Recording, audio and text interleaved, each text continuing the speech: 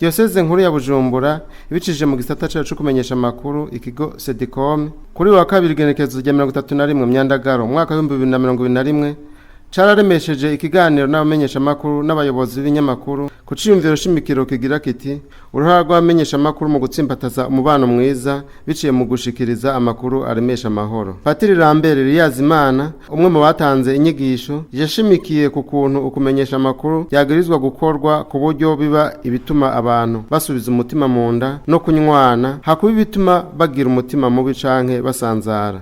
Ibi biganiro turimo ko ari byo cyane cyane bifasha abamenyesha amakuru kuntu buza baratanga inkuru ngo ziremesha amahoro. Ivyo bavuga bibwiriza gutuma abantu bashira umutima hamwe. Iyo umuntu atanze ibintu bituma abantu bacanamwe bagasanzara, ivyo ntivyitwa kumenyesha amakuru, ntivyitwa gutanga inkuru.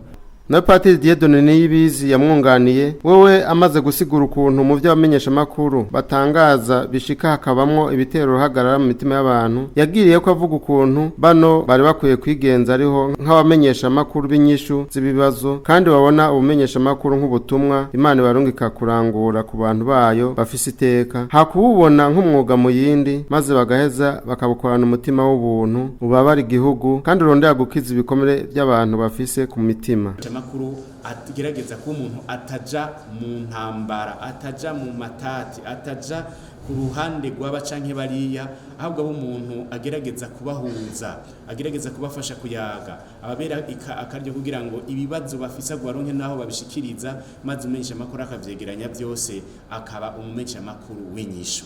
Umumenyesha amakuru aronderera inyishu abari mu matati.